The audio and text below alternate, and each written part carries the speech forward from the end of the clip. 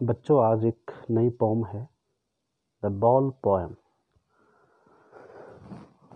Ball poem, ball means गेंद, poem आपकी कविता हो गया। तो एक ऐसी a poem that is based on the ball. A boy loses a ball, he is very upset. A ball doesn't cost much, nor is it difficult to buy another ball. Why then is the boy so upset? Read the poem to see what the poet thinks has been lost and what the boy has to learn from the experience of losing something. एक बच्चा है जो एक गेंद खो देता है, वह बहुत दुखी है। अपसेट मीन्स उदास, दुखी है। A ball doesn't cost much, एक गेंद की ज़्यादा कीमत नहीं होती है।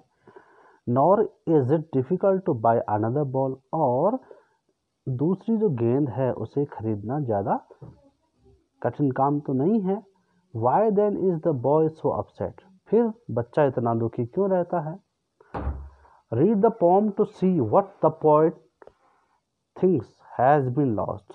इस कविता को पढ़कर देखते हैं कि कवि उस हानि के बारे में क्या सोचता है। And what the boy has to learn from the experience of losing something, कि बच्चे ने कुछ खोने का जो अनुभव है उससे बच्चे ने क्या सीखा।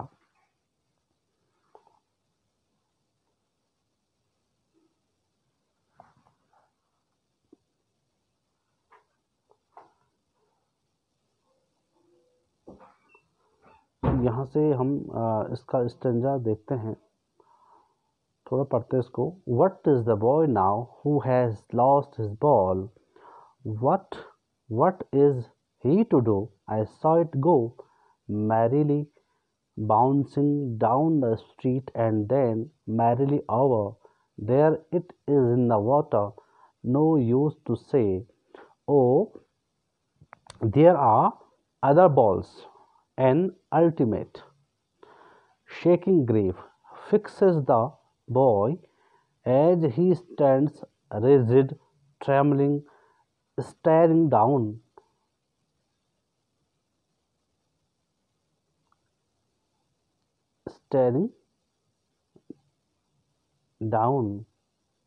All the young days into the harbor where his ball went, I would not intrude on him. A dime, another ball is worthless now. He senses first responsibility in a world of possessions. People will take balls, balls will be lost always, little boy, and no one buys a ball back. Money is external. He is learning well behind his desperate eyes. The epistemology of loss, how to stand up, knowing what every man must one day know, and most know many days how to stand up. और ये जो pome है John Berryman ने लिखी है। अब हम इसका it has this very poem has more than one meaning. In other words, we can say that it will reflect more than one meaning. One meaning that is simple meaning and other will be a symbolical meaning. भले इस pome में ज़्यादा symbolism नहीं है, जिस तरह से Robert Frost की जो पोम्स होती हैं उनमें बहुत ज़्यादा सिम्बॉलिकल एलिमेंट होते हैं, इसमें ज़्यादा नहीं है, लेकिन थोड़ा बहुत there is a certain amount of symbolism in this poem. We will discuss it later. First, we will have to go through the simple meaning of this poem. तो क्या है वो simple meaning, यहाँ से देखते हैं। What is the boy now? अब boy, अब लड़का, क्या करेगा? Who has lost his ball, जिसने अपनी गेंद को खो दिया है। अर्थात एक बच्चा जिसने अपनी गेंद खो दी हो, अब वह क्या करेगा? What will he do after losing the ball that he has? What is he to do? उसे अब क्या करना है? I saw it go, मैंने उसको जाते हुए देखा। अब यहाँ पे जो I है sorry, I is stand for the poet himself। तो यहाँ पे जो I है वो कवि है, यानी जॉन बैरीमैन है, वो कह रहे हैं आई सॉ इट गो, मैंने इसे जाते हुए देखा, अर्थात बॉल को मैंने जाते हुए देखा। मैरिली बाउंसिंग, प्रसन्नतापूर्वक, बाउंसिंग, उछल रही थी। अर्थात जब बॉल गिरती है तो उसमें जब वो उछलती है तो ऐसा लगता है जैसे बॉल एक आनंद, बॉल गेंद को भी आनंद आ रहा है उछलने में, ऐसी पोएट द्वारा कल्पना की गई है। डाउन द स्ट्रीट, कहाँ से देखा उन्होंने? गली से नीचे की ओर जाते हुए देखा। एंड देन, और तब, मैरिली ओवर, और फिर ऊपर की ओर उछलते हुए देखा। भाई जैसे बॉल जाती है तो जैसे बॉल यहाँ पे एक उसका बॉल का जो जब पहली बार वो सतह से टकराती है तो फिर वो उछलती है इस तरह से, फिर वो नीचे होती है, फिर वहाँ से उछलती है इस तरह से, इस तरह से। तो जो बॉल है वो क्या करती है? उछल उछल कर एक निश्चित, खासकर दक्षिण की ओर क्या करती है? बढ़ती है। तो यहाँ भी ऐसा ही हो रहा है, और ये जो बॉल है उसका गिरना देख रहा है पोएट। देयर इट इज, वो वहाँ है, अर्थात बॉल वहाँ चली गई है। इन द वाटर, अब वो कहाँ चली गई है? पानी में चली गई है। नो यूज टू से oh there are other balls, इसके कहने का, अर्थात ऐसा कहने का कोई महत्व नहीं है, या ऐसा कहना व्यर्थ है। क्या कहना व्यर्थ है? Oh there are other balls, कि जो गेंद है, एक गेंद तो है नहीं भाई, कई गेंदें होती हैं, और ये कहना व्यर्थ है कि अन्य गेंदें भी हैं। अर्थात अन्य गेंदें भी हैं मीन्स जो गेंद खो गई है, गिर गई है पानी में, उतनी ज़्यादा महत्व की चीज़ नहीं है वो। ये कौन कह रहे हैं? ये पोएट कह रहे हैं। एन अल्टीमेट शेकिंग ग्रीप, एक अनंतिम जिसे कहते हैं, शेकिंग ग्रीप कहते हैं एक ऐसा दुख जो किसी व्यक्ति को झकझोर देता हो, उसे शेकिंग ग्रीप कहते हैं। फिक्सेस द बॉय, उसने बच्चे को जड़वत बना दिया है। एक ऐसे दुख ने बच्चे को जड़वत बना दिया है, यानी उसको और स्थिर बना दिया है, मतलब वो ना हिल पा रहा है, ना वो बॉल को देखता ही जा रहा था कि कैसे मेरी बॉल पानी में उछल उछल कर चलेगी। एज ही स्टैंड्स रिजिड, वह रिजिड कहते हैं वैसे कठोर, वह दृढ़ होकर खड़ा रहता है। अर्थात कहते हैं जैसे कोई व्यक्ति बहुत सदमे में हो तो वह न बोलता है और न ही वो, उसको कुछ करने का सोचता नहीं है। तो यहाँ पे बच्चा भी दुख से, उसको इतना दुख हो गया है कि वह कड़ा, जैसे एक जो मुर्दा होता है, लाश होती है, वो क्या हो जाता है? मोशनलेस हो जाता है, गतिहीन हो जाता है। उसी तरह से ये बच्चा भी उस दुख से इतना ज़्यादा गतिहीन हो गया है। ट्रेमलिंग, वो कांप रहा है। स्टेयरिंग डाउन, नीचे की ओर घूर कर देख रहा है जहां उसकी गेंद गिरी। all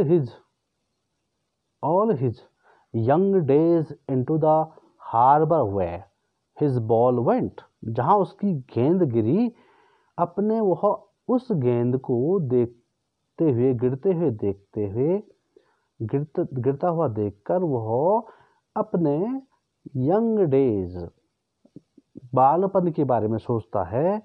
इनटू द हार्बर, जब वो बंदरगाह में खेला करता था, तो उन दिनों के बारे में he is reminding his past days where he was playing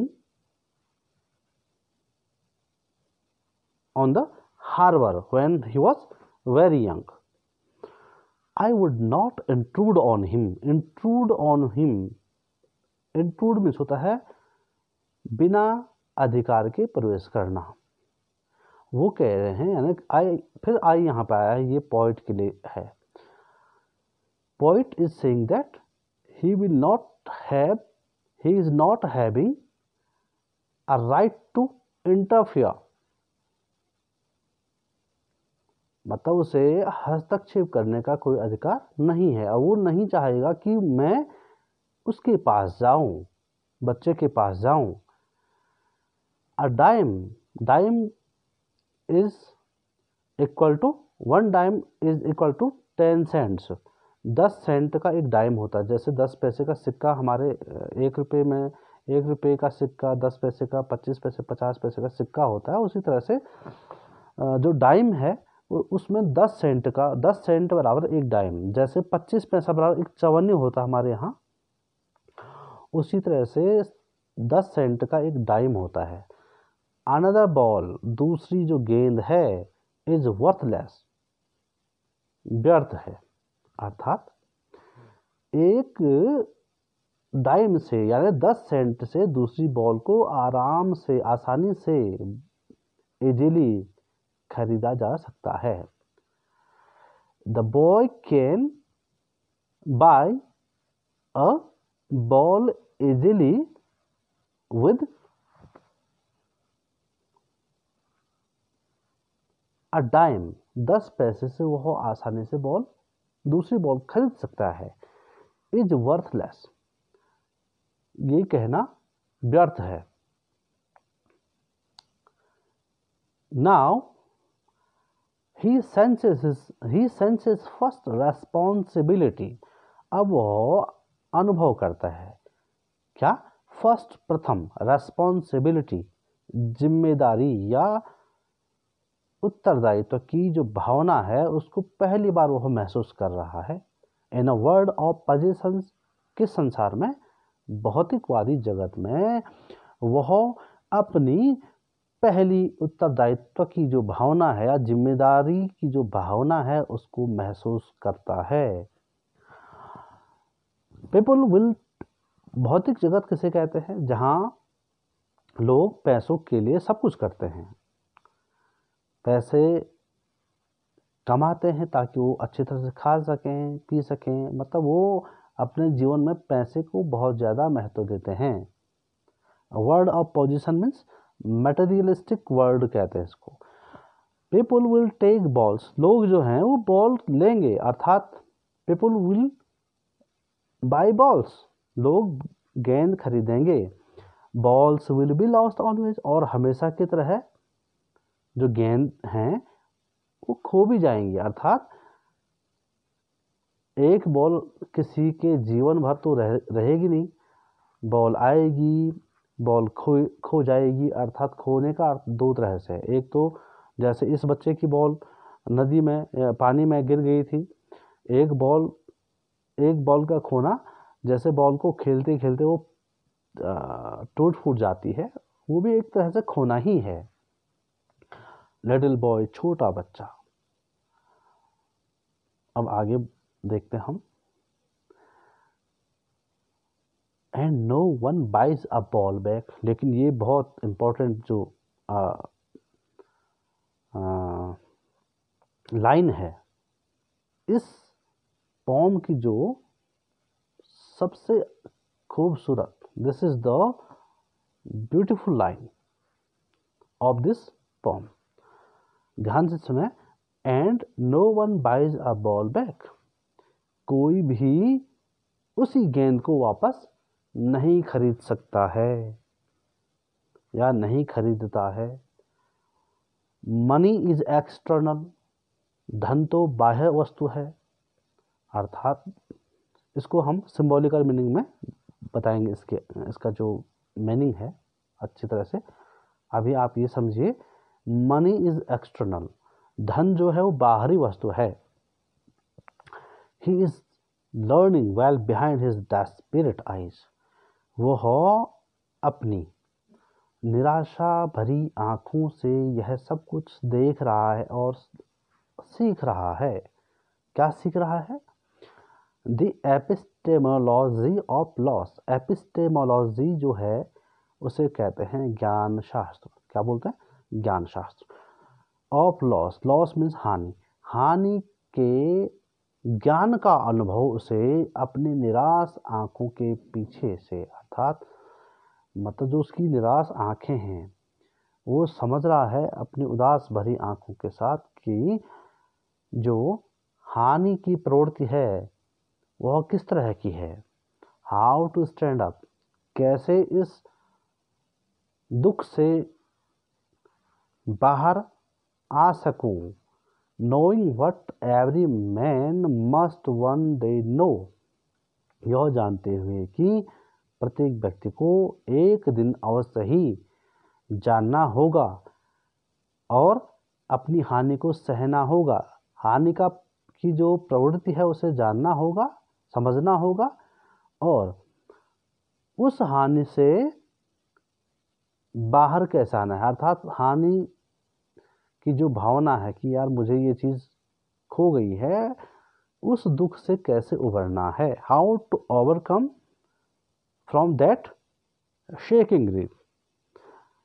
every man must one day know, प्रत्येक व्यक्ति यह जान जाएगा। And most know many days, और अधिकांश तो ये जान भी गए हैं कि हाउ टू स्टैंड अप, कैसे ऐसे दुख से दुखों का सामना करना चाहिए, कि how to face these kinds of losses in our life। अब ये तो इसकी सिंपल मीनिंग थी। अब हम इसकी सिंबॉलिकल मीनिंग पे देखते हैं कि इसकी सिंबॉलिकल मीनिंग थी क्या। What is the boy? Now, who has lost his ball? What is he to do? I saw it go merrily bouncing down the street and then merrily over. There it is in the water. No use to say, oh, there are other balls. अब जो ये इतनी lines हैं, इसका तो सामान्य ही अर्थ है लगभग। ये जो है ये सामान्य अर्थ रखती है ये जो लाइन है यहाँ तक नीचे तक। इसमें अगर देखा जाए तो सामान्य अर्थ और भी लाइन रखती हैं। कहाँ से सिंबॉलिकल मीनिंग है? all his young days into the harbor where his ball went, यहाँ से कि वो जैसे ही उसकी गेंद खोती है, अर्थात वह अपने गेंद को खोता है। when he loses his ball, तो what is his mentality after losing that precious ball?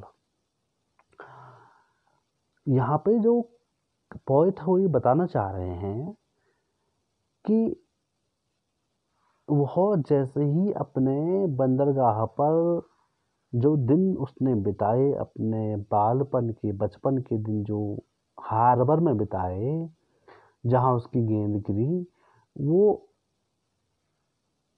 अपने कुछ दिन पहले की याद में खो जाता है और वो सोचता है कि यार मैं उस गेंद से, जब मैं छोटा था तो इस गेंद से मैं कई दिनों तक खेलता रहा और अब यह गेंद मेरे पास नहीं है, ये पानी में गिर गई है और गुम हो गई है, अर्थात खो गई है। अब जो गेंद उसके साथ थी उसके बचपन से, और जब उसने गेंद को खोया तब तक, यानी कुछ टाइम हो गया होगा, तो यहाँ पे जो गेंद है वो उसका अटैचमेंट, जो बच्चा है उसका अटैचमेंट, जुड़ाव, लगाव किससे हो गया था? गेंद से हो गया था। अब इसकी जो सिंबॉलिकल मीनिंग वो है, वो ये है कि यदि कोई व्यक्ति जिसकी प्रिय वस्तु जो उसके बचपन से और कुछ दिन तक उसके साथ, अब यहाँ पे अगर हम सजीव की बात करें, यदि कोई परिवार है और किसी परिवार में एक लड़का है और उसका जो प्रिय रिश्ता, प्रिय संबंध है, एक बहुत ही प्रगाढ़ संबंध किसी और व्यक्ति के साथ, अपने परिवार वाले के साथ है, और यदि वह उस परिवार वाले को खो देता है जिससे उसका इतना ज़्यादा जुड़ाव था, तो यहाँ पे जो पोएट है वो सिंबॉलिकल मीनिंग, पोएट गेंद को खोने का जो पहली जो जिम्मेदारी या पहला जो अनुभव बच्चे को हुआ, उसको कंपेयर कर रहे हैं, एक गेंद को कंपेयर किया जा रहा है एक ऐसे व्यक्ति से जो आपके जीवन में काफ़ी समय से रहा हो और अचानक वह मर जाता है। ये इसका सिंबॉलिकल मीनिंग था। गेंद का खो जाना मीन्स किसी प्रिय व्यक्ति का गुजर जाना।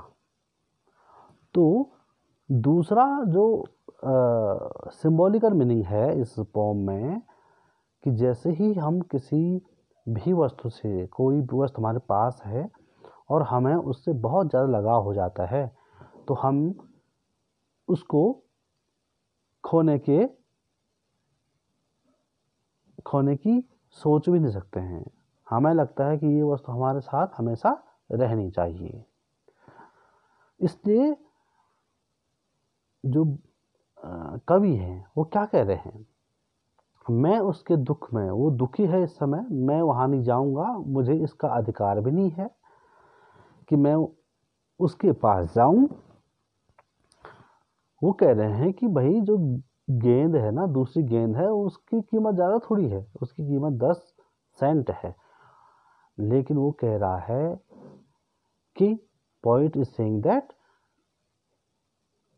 no one can buy the same ball that he has and that he had। कि जो पोएट है, सॉरी, जो गेंद है, कोई भी व्यक्ति उसी गेंद को दोबारा नहीं खरीद सकता है, भले उसके पास 10 पैसे क्यों ना हो और चाहे उसके पास करोड़ों की संपत्ति क्यों ना हो, कोई भी व्यक्ति उसी वस्तु को दोबारा नहीं खरीद सकता है जिस वस्तु से उसका जुड़ाव हो गया था। और वह जो उसकी पहली हानि है जीवन में, उसे वो पहली हानि को अनुभव कर रहा है। और ये तो गेंद, एक वस्तु की हानि हुई उसे, अगर वो अपने जीवन में अपने प्रिय को भी, अगर उसके प्रिय का देहावसान हो जाता है, तो वह अपने उस दुख से कैसे उभरेगा, उसे खुद खड़ा होना पड़ेगा। कई लोग समझ चुके हैं इस बात को कि भाई हानि हमारे जीवन में होगी, और लेकिन हमें हानि से कैसे बाहर आना है, हमें इसके लिए अपने आप को दृढ़ रहना सीखना होगा कि कैसे उस विपत्ति काल में हम उसको झेल सकें, उस दुख का सामना कर सकें। How can we face the calamity in our life. तो ये जो पोम है वो ये बताती है कि भाई किसी भी बच्चे या किसी भी व्यक्ति को पहली जो हानि है उसका अनुभव होना ज़रूरी है, क्योंकि जब वो हानि अपने जीवन में कई प्रकार के दुखों को देखता है, तभी वो दृढ़ बनता है, तभी वो मजबूत बनता है दूसरी आने वाली समस्याओं को फेस करने के लिए, उनका सामना करने के लिए। तो बच्चों, आशा है आप ने ये पोम का जो थीम थी वो समझ ली होगी। तो आज इतना ही।